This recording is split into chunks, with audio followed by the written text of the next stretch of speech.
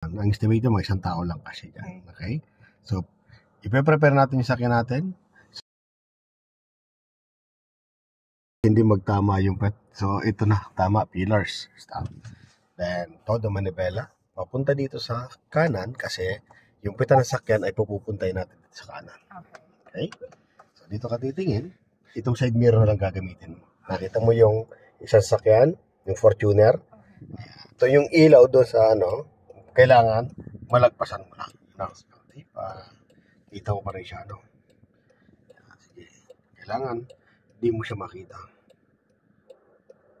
Ayun na. Yeah, stop na. Opo, lalagpas, Pag lumagpas ko kasi sisikap tayo. Gitna manibela mo. 1, 2, then atras tayo. Ilapit mo yung gulong mo doon sa pinaka gilid. Malapit sa gutter. Yung pinaka end nung sakyan na yan. Sige pa. Sige, lapitan mo siya. Ilapit mo yung gulong mo dyan. Sige pa. Ayun. Stop na. Yan. Kailangan mailapit natin yung gulong dyan. Okay.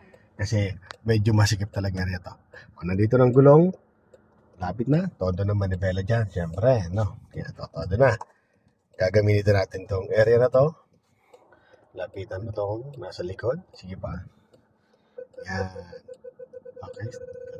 Yan, okay na? Okay. So, adjust tayo. Punta dito.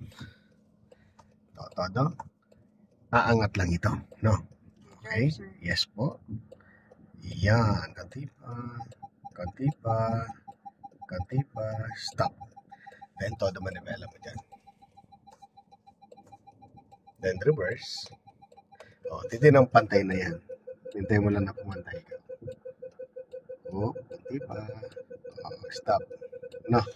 Pantay na. Gitna na manibela mo. 1 and 2. Park mo na siya.